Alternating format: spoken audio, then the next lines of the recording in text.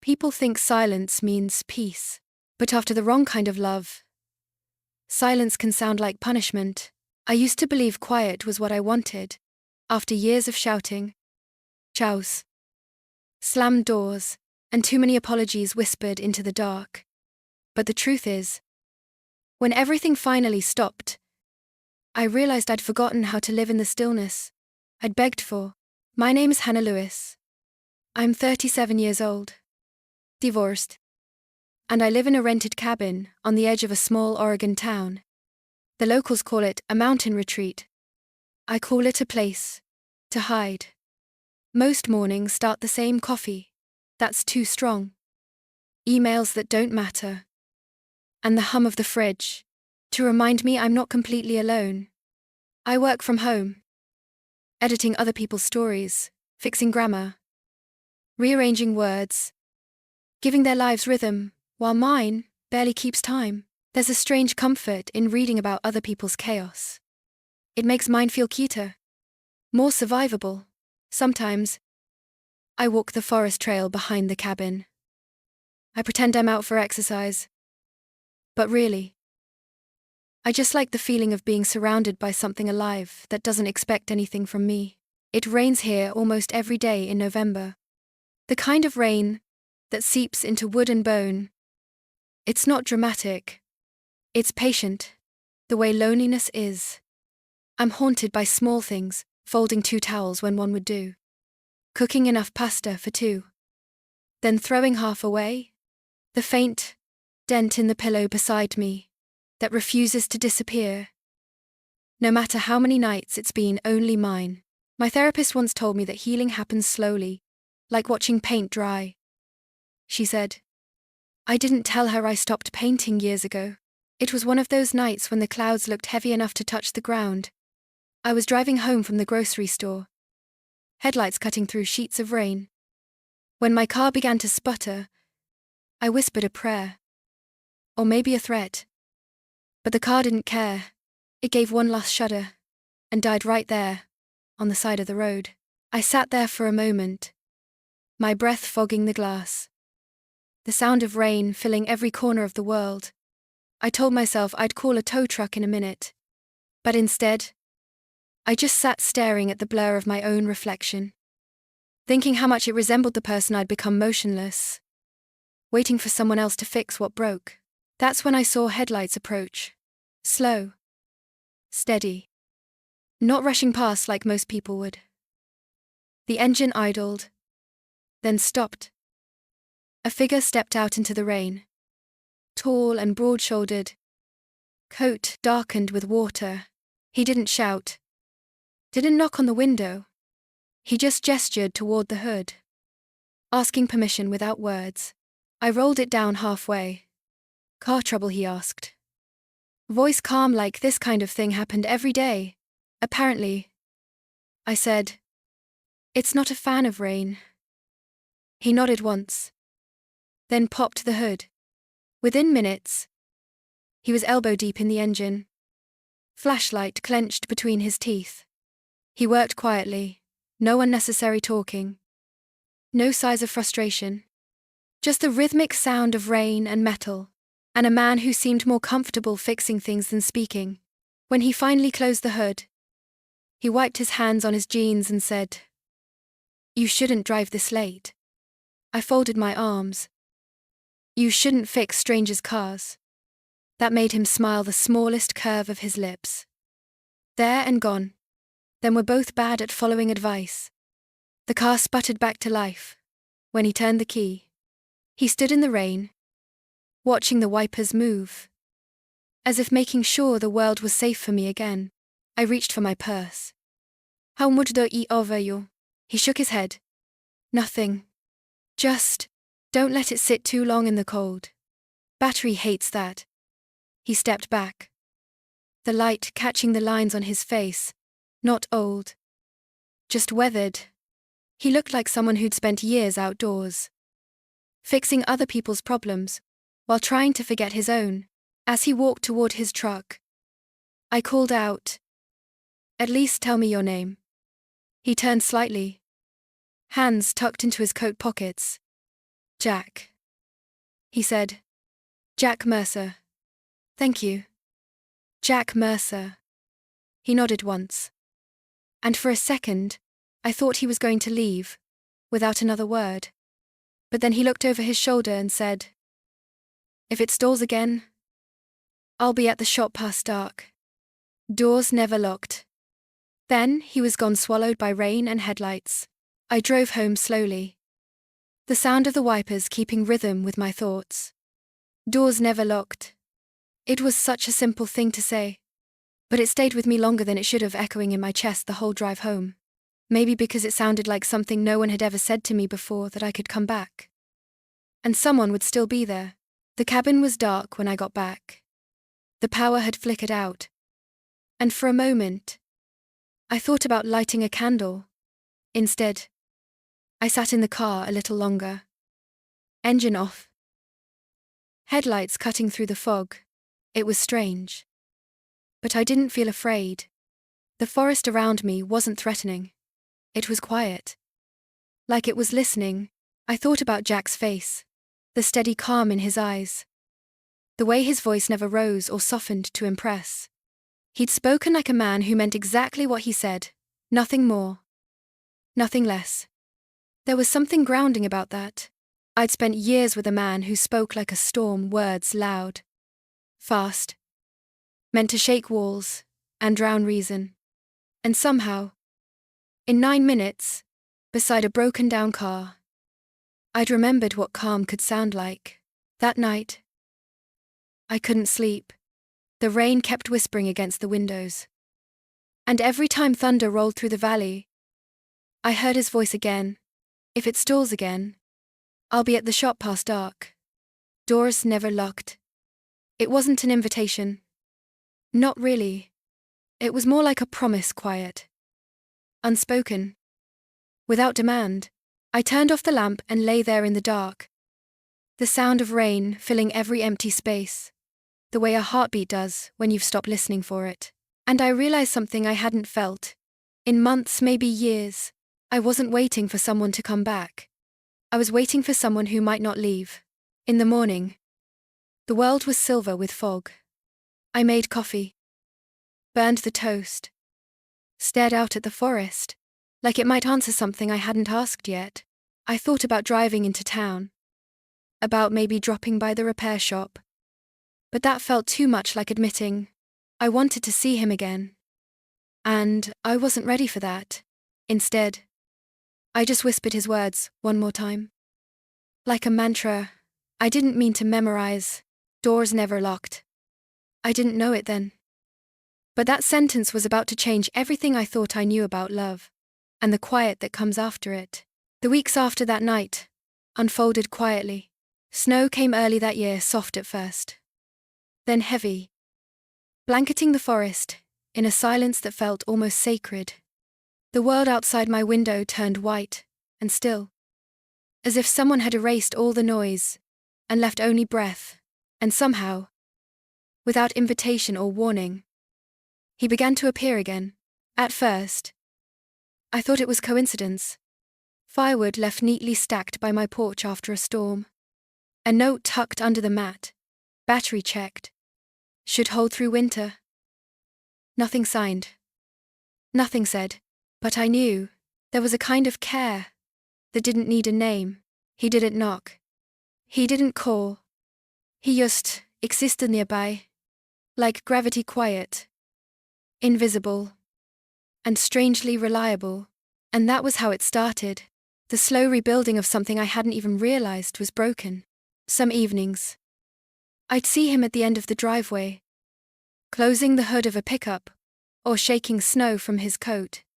He'd lift a hand in a casual wave, and I'd find myself stepping outside, pretending to check the mailbox that hadn't seen a letter in weeks.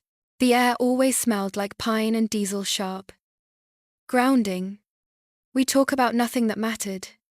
Weather, roads, the kind of small-town details that fill the space between strangers who aren't quite strangers anymore. But mostly, we didn't talk at all. He'd hand me a thermos of coffee, still warm, and we'd just stand there, watching the smoke from our breaths curl into the cold. There was something unspoken in that silence, something soft, but solid. He didn't try to fix me. He just fixed what was near me. It took me a while to learn how to breathe in the same air as him, without flinching at the quiet. For years, quiet meant danger, the calm before another storm. Another accusation. Another night of walking on eggshells. But with him, it meant something else. It meant safety. It meant being seen without having to perform. Once, over coffee, I asked if he ever got tired of working on cars. He smiled. That small half-smile that never reached both sides of his mouth. "They don't lie to you," he said. "Engines break for a reason. You find it. You fix it. No guessing what they mean." He said it lightly. But I heard the truth under the humor, that people had disappointed him. Too. Later, I learnt about his wife. Not because he told me, but because someone in town did. Small towns have long memories. And grief is their favorite story. It had been 6 years. A car accident. Black ice. On an empty road. Just past the ridge. He'd been driving behind her in another truck. Close enough to see the headlights disappear. He never left the town after that. He carried his grief like a man used to heavy things. Not proud of the weight. Just familiar with it. One night, after days of snow, I found him outside working on a truck under the flicker of a shop light. The air smelled like oil and frost. He had a blanket draped over his shoulders, and the light caught in the steam of his breath. "You look like a ghost under there," I said, handing him another cup of coffee. He glanced up. Smile faint. "Ghosts don't fix engine," he said. "They just stay near what they loved." Something in me cracked. Then quietly, like ice breaking on a lake, that line, "stay near what they loved," echoed all the way home. It was the first time I realized that maybe not all ghosts were meant to be feared. Some were just memories, learning how to rest. A few days later, I unpacked an old box I hadn't opened since the divorce. Inside were paintbrushes, stiff with time, and tubes of dried up acrylics. I sat at the kitchen table, watching the snow fall outside, and thought about his hands scarred. Strong. Gentle in a way that made you trust the weight of them. By nightfall, I had found new paint and started again. Not people. Not faces, just hands. Hands that fixed. Built. Held. Hands that didn't reach to control, but to steady. It felt strange how something as simple as painting could make me feel like breathing again. Maybe art wasn't about beauty. Maybe it was about proof. Proof that something still moved inside you. One evening, he came by to fix the door hinge that had been squeaking for weeks. I offered coffee. He accepted. He worked quietly while I sat nearby, pretending to read, but watching the way he moved, careful, methodical, focused. Then the screwdriver slipped. A sharp sound. A curse under his breath. Blood welled from a small cut across his palm. "Hold still," I said. I brought the first aid kit from the drawer. He watched me clean the wound, neither of us speaking. When my fingers brushed the warmth startled me. It wasn't attraction. It was recognition. 2 people who'd forgotten how touch could feel safe. He looked at me then. Really looked, not with hunger, not with pity, but with something I hadn't seen in a long time. Gentleness. And for a second, I wanted to cry. Not because I was sad, but because my body finally remembered what calm felt like. Days turned into a quiet rhythm. 2 lives orbiting around each other, without colliding. Every evening, he'd drop by after work.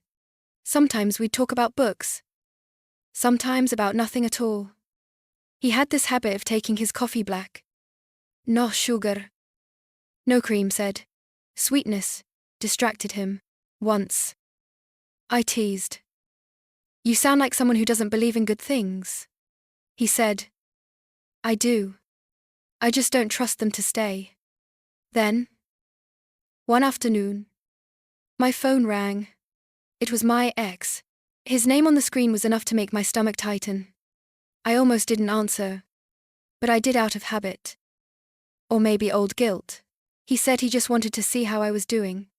But somehow, the conversation became a list of everything I'd done wrong, the unfinished dreams, the ways I'd changed, the reasons he left, and like a fool, I listened, until my hands started shaking.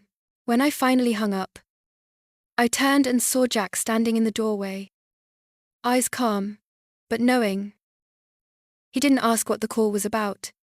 He just handed me a mug of coffee and said, "You don't owe anyone the version of you that suffered." That was it. No lecture. No pity. Just a truth so simple it made the air feel easier to breathe. After that night, the silence between us changed. It wasn't emptiness anymore. It was safety. Like the pause before a song you already know by heart. The kind of silence that says, "You can rest here." A few days later, the sky darkened again. The wind howled through the trees, snow whipping sideways against the glass. The power went out just after dusk. I lit a candle and sat by the window, watching the storm swallow the road. And then a flash of light. Not lightning. A beam. Steady and deliberate. Moving through the dark. A knock. When I opened the door, he was standing there soaked. Hair dripping. Flashlight in hand. He didn't speak. He didn't need to. I stepped aside, and he hesitated for just a moment, as if asking permission with his eyes. Then I said the only thing that made sense. "Come in." And he did not like someone intruding, but like someone who'd been standing in the cold too long. He set the flashlight on the counter, and the room filled with that faint golden glow. It danced against the walls, flickered across his face. For a while, neither of us said a word. Outside, the wind screamed. But inside, it was quiet, a different kind of quiet. The kind that feels alive. He looked at me.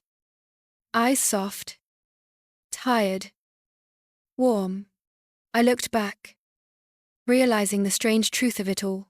He wasn't here because I needed saving. He was here because he understood what it meant to be cold. And for the first time in years, I didn't feel alone inside my own silence. By early spring, the snow was gone. The world outside my window was soft again, green, breathing, alive in ways I hadn't seen for years. The forest dripped with sunlight. The air smelled like wet pine. And the sound of birds replaced the hollow quiet that used to fill my mornings. It felt like the world was waking up, and so was I. Jack still came by sometimes. Not every day. Not like before. But enough to feel his presence somewhere close in the sound of his truck on the distant road. In the small pile of cut wood that seemed to grow by my porch whenever I ran low. We didn't talk much about the winter. We didn't have to. The storm had passed. Outside and in, he'd found small ways to stay part of my life. Fixing the gate latch. Tightening a window hinge. Bringing by a book he thought I might like. Each time had stopped. He stayed just long enough for me to feel steady. And then he'd leave quietly. Like the tide pulling away. That was his way. One afternoon, I went out to his truck to return the book. He wasn't around, so I left it on the passenger seat. That's when I saw a folded brochure sitting on the dashboard. It had a picture of an old warehouse, freshly restored, with a sign that said, Portland Auto and Restoration. Across the top, in bold letters, "We're hiring." And on the back, a note scribbled in handwriting. I recognized. They want me to start in April. For a long minute, I just stared at it, the paper trembling a little between my fingers. It wasn't a surprise. But somehow, it still hoot. When he came outside, wiping his hands on a rag, I didn't hide what I'd found. You're leaving, I said. It wasn't a question. He paused. Eyes soft but unreadable. Maybe, he said. Sometimes, you have to start over. I nodded, swallowing something that tasted like grief and understanding at once. Then promise you'll at least say goodbye this time. He gave me that small, crooked smile, the one that always felt like it was meant just for me. I'll try, he said, and I knew he meant it. The next morning came slow, heavy with grey light. He showed up early, shovel in hand, to clear the last of the snow, still clinging to the driveway. Neither of us spoke much. The scrape of metal against ice filled the space where goodbye should have been. When he was done, he leaned on the shovel, breath fogging in the cold air. Keep the porch light on, he said softly. Sometimes people need to see where home still exists. I wanted to say something, stay. Please stay. But the words wouldn't come. Instead, I nodded. Because that was what we did. We let silence speak for us. He set the shovel down, gave me a look. I'll never forget the kind that feels like both an ending and a promise. And then he walked to his truck. The engine started. The tires crunched over melting snow. And just like that, he was gone. Afterward, the silence returned. But it wasn't cruel this time. It wasn't punishment. It listened. It held space. It gave me room to breathe again. The cabin felt different, lighter, warmer. The echoes that used to chase me from room to room had softened into something like companionship. I stopped trying to fill the quiet. I started letting it keep me company. Weeks passed. Spring painted the world back into color. I began painting again too, not because I was trying to distract myself, but because something inside me wanted to remember. The canvas in front of me became a window, the cottage at dusk, a faint glow spilling from the window into the twilight. It was simple, soft, real. I titled it, Someone Waited. When I finished, I didn't feel proud. I felt peaceful, like I'd finally made something that wasn't about sadness, or loss, or trying to prove I could still be okay. It was just about existing, about light that stays on, even when no one's around to see it. Some nights, I'd sit on the porch with a cup of tea and stare at that same window, watching the lamp burn softly against the dark. I kept it on like he'd asked me to, not because I was waiting for him, but because I knew what it meant to walk through the dark and look for proof that light still exists. Summer came and went. The days grew long and kind again. I found myself laughing more often, not loud, not forced, just quietly. At small things. The way the rain smelled before it fell. The way the trees sighed in the wind. The way peace, once you stopped chasing it, somehow found its own way back. It was nearly autumn again when the letter arrived. No return address. Just my name written in handwriting that made my chest tighten. Inside was a photo, an old truck parked beneath a new sign. Mercer and Co. Restorations. He was there, standing beside it, hands in his pockets. Sun hitting his face. He looked lighter, not younger, not different, just lighter. On the back of the photo, 5 words written in ink that had bled slightly into the paper. The porch light worked. I didn't cry. I just sat there, smiling a soft, quiet smile that felt like closure. Sometimes love doesn't end with goodbye. Sometimes it just changes shape, becomes something quieter, steadier. Less about staying, and more about having once been there. He didn't fix me. He didn't have to. Some people just stand quietly outside your life, until you remember how to open the door. That night, I lit the lamp early. The forest outside was dark, but the little circle of light from my window reached farther than I expected. I sat by the glass, sipping tea, and whispered, "Thank you, Jack.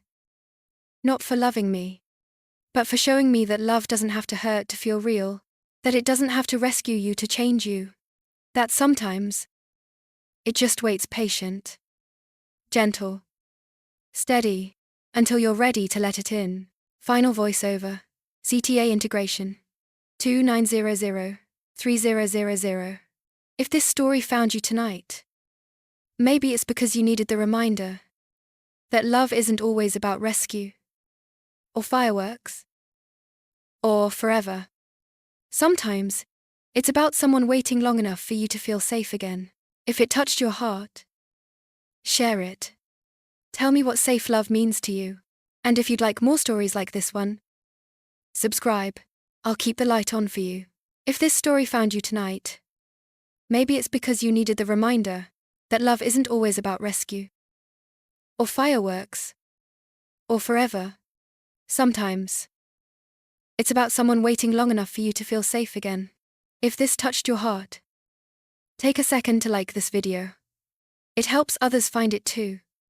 And if you'd like more quiet stories, like this one, subscribe and turn on the bell so you don't miss the next chapter. Tell me in the comments what safe love means to you, or maybe just share where you're listening from tonight. I read every single one, and if you know someone who's been through their own storm, share this story with them. You never know whose heart it might reach. Until next time, keep your posh light on, because somewhere out there, someone's still finding their way home.